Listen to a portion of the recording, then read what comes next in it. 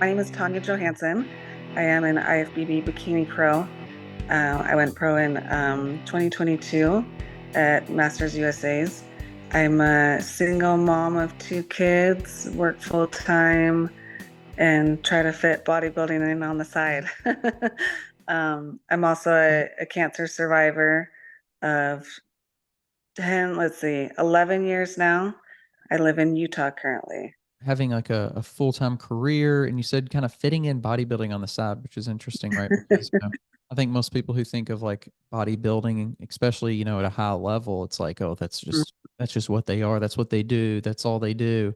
um Yeah. just when you hear people say, I have this other thing going, I have a family, it's really interesting to Hmm. me because a lot of people don't, they think I have to go all in. Like this has to be the only aspect of my life. But in reality, I think that there is a level of commitment, obviously, you have to put into bodybuilding. But I think the most successful people that I've talked to in the sport have other aspects of their life that they find value in. And I think that that's a misconception with bodybuilding.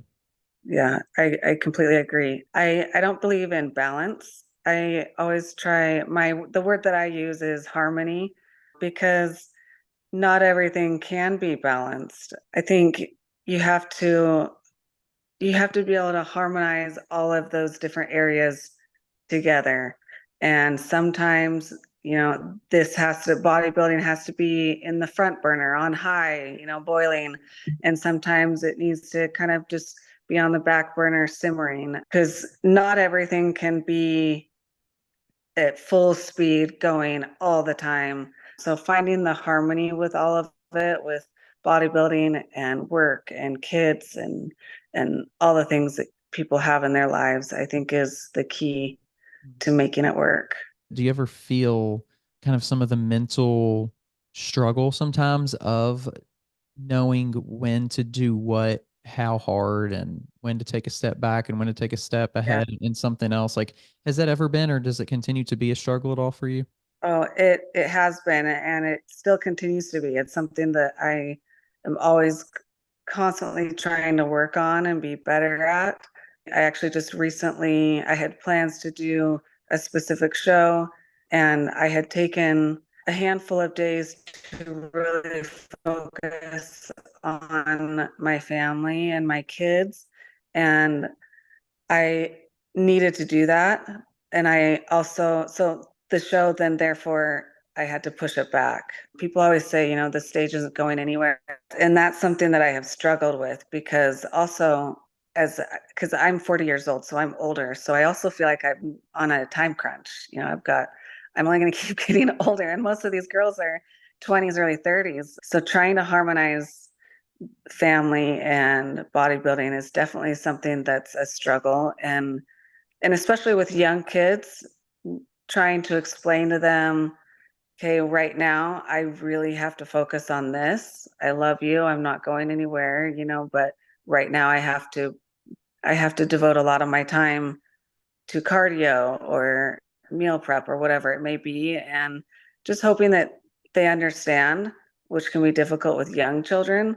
But so having a good support system that understands when you have to push and when you can pull back is very important. It's something that I think, even if it's not directly understood at the time, I think that those are things though that kids see. Oh, my mom is committing to something. My mom is like doing something hard, doing something that she values doing. Like, I think that those things are so transferable. Even like I said, even if your kids don't understand in that moment, I think they can look back and be, have a sense of pride Yeah. for one, but also take some of those characteristics within themselves and understand the value of those. Are you a personal trainer, online fitness coach, or gym owner on the verge of burnout? Are you wanting to grow your fitness business but can't add more hours to your hectic schedule? Introducing Trainer Revenue Multiplier, the premier wealth creation system for fitness professionals that helps you earn more and work less. Visit www.trainerrevenuemultiplier.com today to schedule your free business accelerator session. If you're serious about taking your business to the next level, schedule your call today. Yeah. Yeah, that's what I'm hoping for.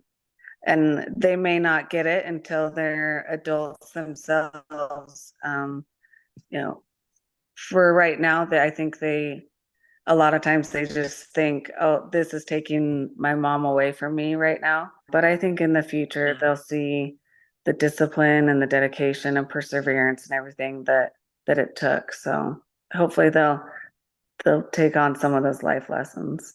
So kind of going back a little bit in time on your story in fitness in general, where did your passion or interest for that start? Was it sports? Was it just recreational, or what was that? Yeah, for me it was sports. I never did dance as a young girl. I was always doing soccer and basketball, softball, track. Um, And then I had a real love for running, and I would run like 13 miles a day.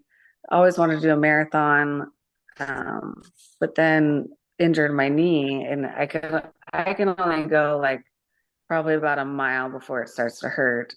Um, and then I got kidney cancer and kind of stepped back from everything. Um, and then when I kind of got back into fitness, I started doing Muay Thai, which I absolutely loved and really had a passion for it. It was that year that I had a bunch of people ask me if I had ever competed, and I didn't know anything about the industry or bodybuilding in general. So I looked into it and decided to hire a coach and try it out, and did my first show and caught the bug and never looked back. Wow, that's an interesting, Muay Thai. Is that something that did anything really, I guess, transfer over from that into bodybuilding as far as just like the mindset, how you can kind of like create a mindset or how you can do, get disciplined or anything like that? I think some of that, yeah, the discipline. It's one thing that was a little bit interesting and different for me was your instincts when someone is about to hit you is to like swat them away and like almost back up. At least it was for me, for a girl. So staying put, being aggressive, standing your ground and pushing forward, that was new to me. And not stopping when you're tired. That was big because if you stop, then you're going to get hurt. So pushing through the pain, that was another lesson that I probably learned from that. Wow, that's such like an interesting, almost parallel, it seems like from cancer too. Yeah, absolutely. So I had kidney cancer and it completely changed my outlook on life. And I think it's one of the reasons that I have stuck with bodybuilding and continued to persevere, chasing that pro card was because I had such a passion for it and I wanted to chase my dreams and actually accomplish them because that's what life is about. Life is too short not to. So just the positivity and doing something that I loved, that definitely was very impactful for me and one of the reasons why I keep going. At the beginning, Yeah. was there just a lot for you to kind of take in and in a sense that seemed like overwhelming at all? Yeah, it can feel very overwhelming because it's something that encompasses your entire life. It's not like, you go practice for an hour or two a day and then go home and you can do whatever. It's the constant meal prepping, what you're eating, how much you're sleeping, your sodium, your water. It encompasses every single thing during your day, your day-to-day life. So it can definitely be overwhelming, but you try to just take one small step at a time. Just think about your next meal and think about that rep that you're doing and breaking it down into smaller tasks and just that day or even smaller than that. Because if you think more big picture, sometimes it can be very overwhelming. In mentioning, taking those small steps, and especially at the beginning, did you find yourself trying to prioritize things like, okay, now I'm going to really get great at this aspect of bodybuilding. Now I'm really going to kind of learn about and get better at understanding food and understanding, why I am eating this at this time. And then like, okay, next we're going to Mhm. really dial in and learn more about the exercise aspect and why we're training like this and why, I need to have the mind muscle connection. Did you just find yourself trying to like almost um I don't know if compartmentalize is the right word, but in some senses, like take take each checkbox and like really dig into those almost one at a time? Yeah, I think with every prep and every season. Are you a personal trainer who wants to scale and grow your business online? Have you been coaching online for years, yet don't know how to incorporate online into your current business model? Introducing Trainer Revenue Multiplier, the premier wealth creation system for fitness professionals that helps you earn more and work less. Visit www.trainerrevenuemultiplier.com today to schedule your free business accelerator session. If you're serious about taking your business to the next level, schedule your call today. Something definitely stands out more or that you're focusing more on. For the last year, I really focused on lifting lighter and only focusing on that one muscle that I was lifting and really isolating it. Like take hip thrusts, for instance. We can all crank up a bunch of weight, but your back is going to take over, and then you're not really training your glutes how you should be. So the last year I really, really focused on isolating the individual muscle, went a lot lighter so I could get that mind muscle connection. And then I also focused on sleep, because before then, I would, no matter what, however late I had to stay up, however early I had to get up, a lot of times it was 4 a.m. That's what I would do, and I would sacrifice my sleep. And sleep is when, our muscles grow and when we're healing and resting, and it's so important. And so I really focused on getting a lot more sleep this past prep. It's kind of people, a lot of times people wear being busy as a badge of honor, Mm. and or suffering as being good. And once I started to prioritize sleep, I found myself thinking that I was being lazy. And so I had to reframe that mindset of, no, this is what's best for me. I'm not being lazy and I'm getting everything done. I just have to prioritize sleep. And it's amazing how much better you feel and how much better your lifts are when you actually get some sleep and you don't feel like a zombie. And one of the biggest things I noticed was it really affected my ability to not cheat on my diet. Mm-hmm. If I was really, really like just dead tired, my willpower wasn't quite as strong. So if you're feeling hungry, just go to sleep, then you won't eat. Even during the day, if you only get at times I was getting just 4 hours of sleep. So then all day the following day, I was so tired and my willpower was lower. And then I'm really wanting to eat the cookie or go through the drive-through or something. And it was really hard not to. Especially if you're a competitor. I mean, we could talk all day about, diet and nutrition, but sleep is one, Yeah. body work, just generally taking care of getting those, days when you do need to just rest in general, like so much power in that recovery Mhm. aspect. I think, everybody's body's going to respond differently to different stimuli and different Mhm. training, but I Mhm. think that there's so much validity, there's so much information Yeah. now that says, less is more in a lot of cases. Yeah, and it's learning to work it all while being smarter, not necessarily, like the length of time that it takes, but be more. It's the mind muscle connection that you're having when you're training, and how focused you are, and are you taking longer rest periods because you're on your phone in between sets, and yeah, it's all very important and can make a big impact. You mentioned going and kind of changing up your training from more heavy weight to lighter weight. How did that Mhm. impact your mentality in the gym and even looking forward to going to the gym? Did that change at all for you? Yeah. Well, you have to check your ego at the door. You can't care what people are seeing you lift. It also makes it a lot more boring, honestly. And some people don't like that. I really, along with going lighter, I really slowed down my reps. So it wasn't just like taking using momentum and swinging the weights up and down. So I had to have a lot of really good music going on to keep me motivated, and because it can be very monotonous if you're going slow and you're lifting lighter.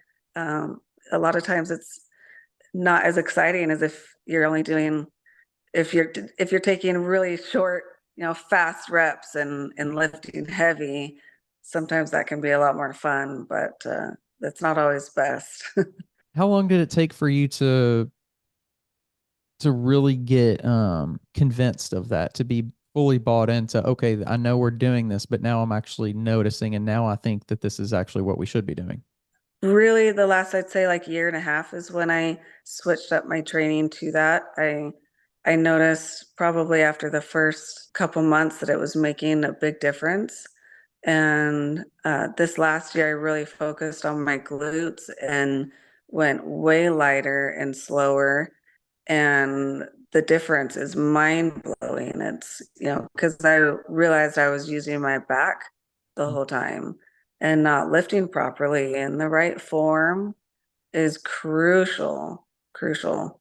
And a lot of times, like with shoulders or back, people hunch up like this, and then or they're using their traps, and then you're just wasting your time if you're not working the proper muscle. If you're trying to make your shoulders grow and you're using your traps or something, then you might as well not even be doing it, in my opinion. Right. That's very true. Did you start to see that affect your other exercise days, like because you weren't utilizing other muscle groups that you weren't supposed to be, that maybe the other muscle groups were more fresh and more ready to go and more willing to work? Yeah, absolutely. And then those muscles were actually growing how they were supposed to.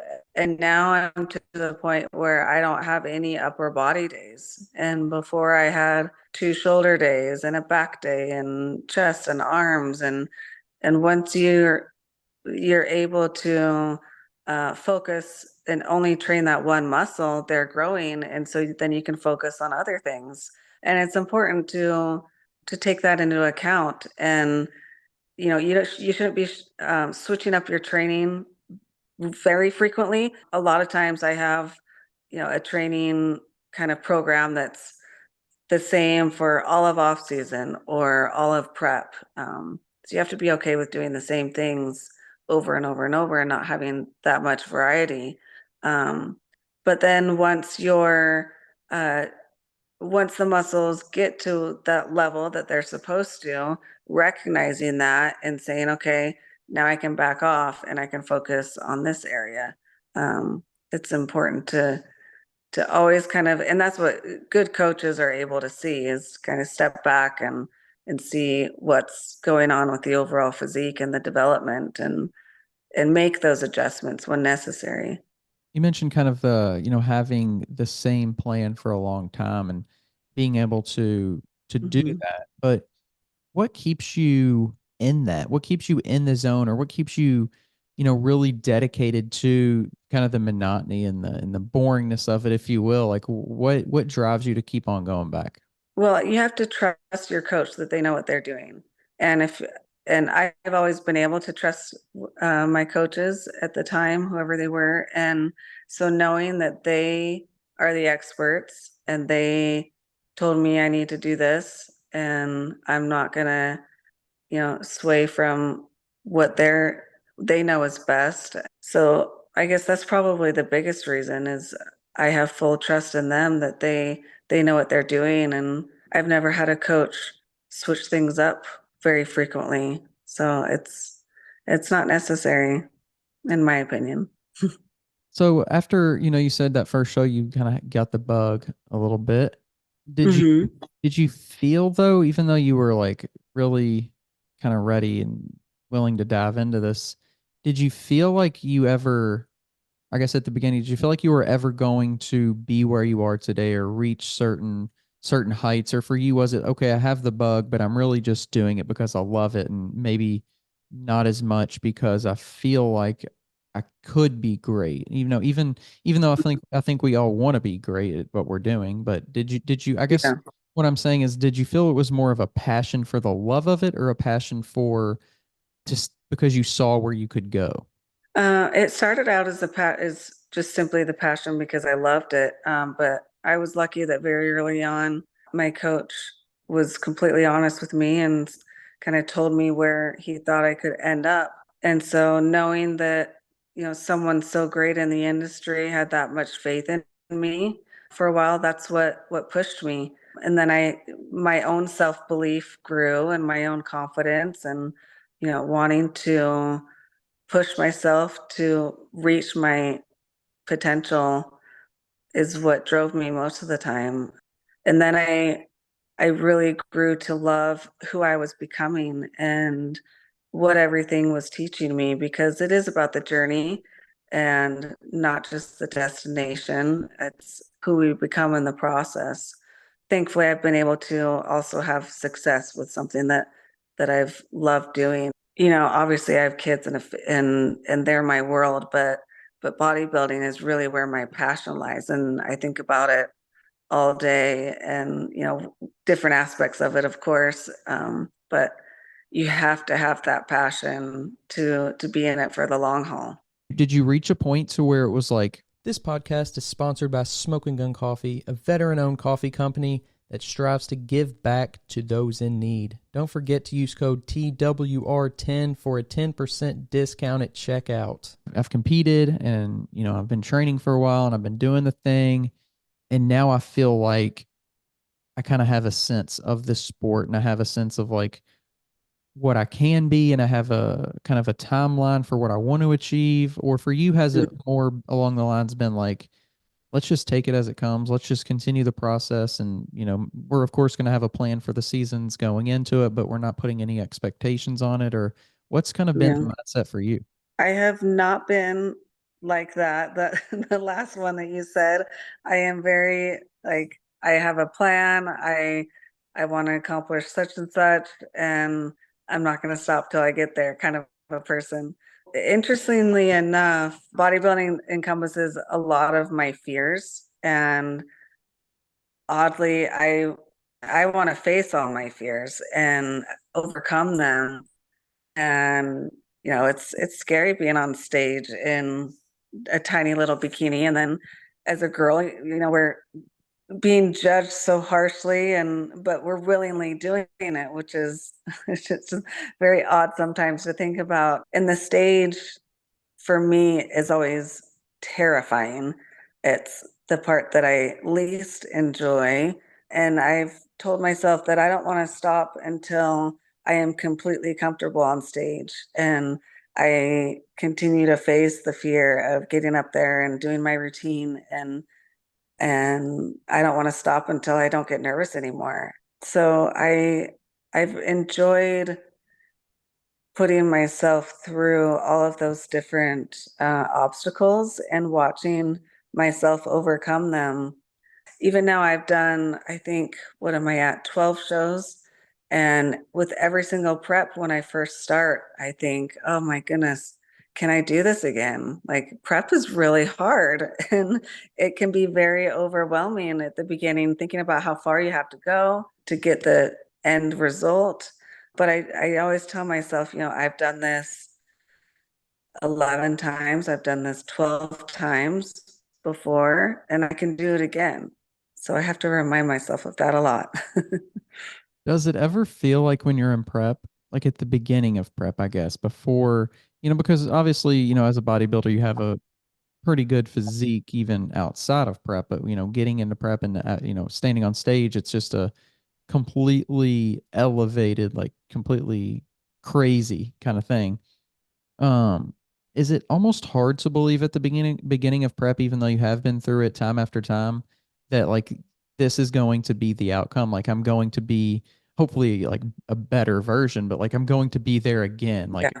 is it almost hard to believe that that's going to be you in X amount of weeks? Yeah, definitely. And that's something that I've always, so I don't know if this is luck or maybe just hard work, I guess, but my coach has always said that with every show, I just get better and better. And so when I start a prep, the negative mindset that comes in is I think, well, is this going to be the one show where I don't improve? So I have to change my thoughts and my perspective, and I am in control of whether or not I improve. So I work as hard as I can to bring a better package than I did before. And it's very satisfying when you finally reach that endpoint for that prep and can look back at your physique and see, yeah, I did beat my last package and I have improved here and here. And sometimes, it may not be as physically noticeable, but like this last time, I mean, I had a huge difference physically, but one of my biggest wins was it was the least nervous I was on stage. And I was so proud of myself for that and needed to take that as a win for that prep. You mentioned doing it until, you don't really feel like you're afraid anymore in a sense. Have you ever thought like, okay, well, after bodybuilding, after I conquer this fear, how am I going to do that again? Have you ever thought about what's next in regards to conquering those fears? Yeah, yeah, I have. And I think it correlates to everyone that has a passion career that they devote their life to. They probably end and go through a little bit of an identity crisis. So I'm hoping that I can avoid that and still stay involved in the industry somehow, or at least fitness in general, because it is a huge passion of mine, and it has become a big piece of my identity, and I don't ever want to lose that. One thing that's nice about bodybuilding though is, they have the masters division. So if you want to, you can compete until you're old and gray. And it's amazing some of those physiques of the older men and women that are still going at it. Props to them because they clearly work really hard on it. Looking at pro bodybuilding, what does that mean to you and how does that affect your life? It gave me an extra boost of confidence for sure. I'm not going to deny that I finally reached that pro level and I am a professional athlete. And not too long ago, the universe competition was going on, and I stopped for a moment just during my day and thought, how many people are at universe right now going for their pro card, and not very many people are going to come out with it. It was very satisfying knowing that I kept at it and kept pushing and succeeded. And so it really gives me a sense of accomplishment and does boost my confidence knowing that I had a goal and I was able to accomplish it. One thing that's different with bodybuilding, I think, is as opposed to maybe other professional sports, is not a lot of people know like what an IFBB Pro is. After you get your pro card, you come back to real life, and no one knows what IFBB is. I shouldn't say no one, but a lot of people. So sometimes you just feel like an average civilian, which clearly we're not. But it's definitely a confidence boost, and I think it carries over to other areas of your life. You work so hard at something, and you can apply that to other things that you're doing in that same dedication and same persistence, and accomplish great things in other areas as well. And, because you represent, an organization and you represent bodybuilding, at its highest level, do you feel like you carry some responsibility as well on like how you present yourself, just even, whether it be like something as basic as like a workout at the gym or even just Yes. Yeah. non-fitness interactions in general? Yeah, absolutely. I actually a couple of years, well, I guess it was after I was pro, but it was quite a while ago. I was at the airport getting a snack, and I had my wolf pack on, and it says, IFBB Bikini Pro on it. And I checked out, and I had this guy come up to me, and he was like, "I was wondering what you were gonna get," and could tell I was a pro bodybuilder based off of my backpack. And we sat and chatted for a little bit, and after he walked away, I thought to myself, well, geez, I'm glad I got a protein bar and a protein shake, and I wasn't grabbing a bag of M&Ms or something. That would have looked really bad. So it's a little bit of pressure because people are watching you, but it's a good pressure. And they see it, they see you working out, or they see you at the restaurant and what you're eating. And I think it's important to be a good ambassador for the sport and carry yourself in a certain light and show people what a pro looks like. So you definitely can feel the pressure of that, but it's important to think of it in a positive light and not more of a negative pressure per se. You can affect a lot of people, good or bad, and so you have to stay on your toes and even down to how you're talking to people and how you treat them, and are you friendly or are you rude and don't want to be bothered at the gym or something. It's always important to be kind, and because you're a walking example of the IFBB and what a pro bodybuilder is. What is it like for you? And maybe this has evolved over time. It probably has, but what is it like to stand on stage as a pro bodybuilder, not just as a pro, but also amongst other pros, amongst other people who are highly dedicated and motivated and, just the top of Mm-hmm. the top when it comes to what they do? Like, what does that mean to you and how does that affect you?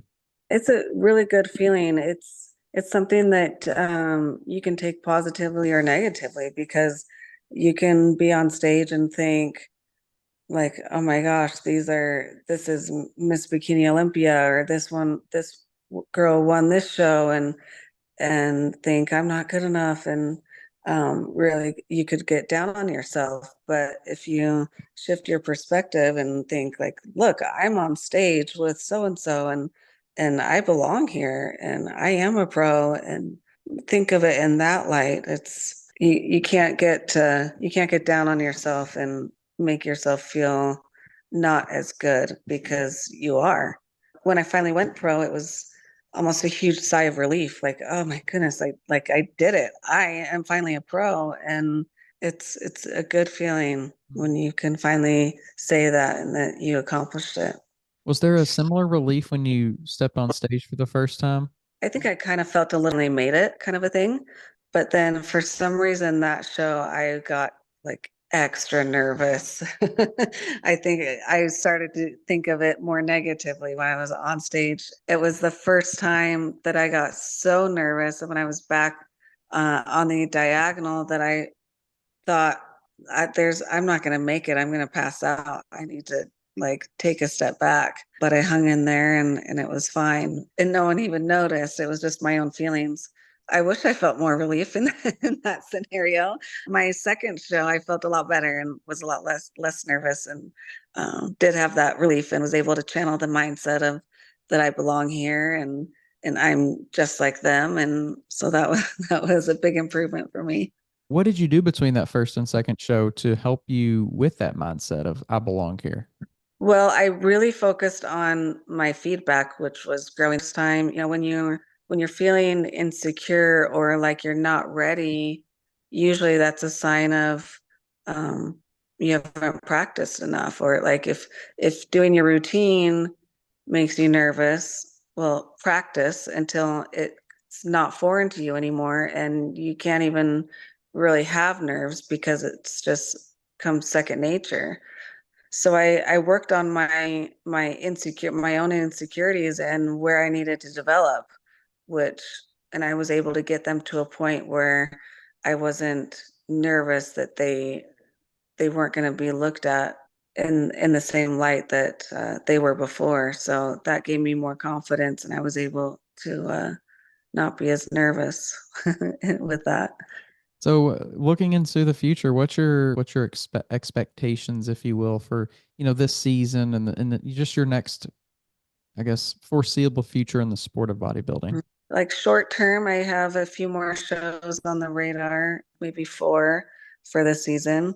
We'll kind of take it day by day, and it's always just based off of the feedback. Am I going to need a certain amount of time to improve whatever it is, go into off season and go into next year. I've thankfully reached the point where I don't really need to grow anything anymore. So it's just a lot more fine tuning. And then we'll kind of see where family life goes, and I am getting older, so I know I only have a certain number of years probably left in the open division, at least, trying to look as young as possible all the time. But we're gonna keep at it as long as we can. I always tell my coach, like, don't blow smoke up my ass and tell me things that aren't true. Like if I'm looking old or if I'm not ready for a specific show, like, I'm not gonna do it. I don't want to look like a fool out there. So we'll keep listening to coach and go off of their guidance and their advice, and we'll see where we go. Well, best of luck, and thanks so much for coming on the podcast tonight. It was great getting to chat. Thank you.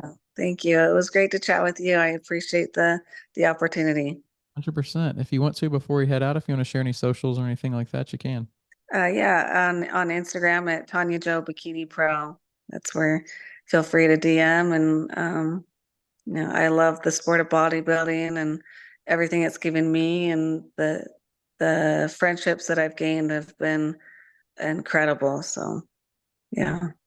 If you're tired of searching for a coach or trainer, somebody who knows what they're talking about and has experience, make sure you go check out the new Coach's Corner on weightroompodcast.com.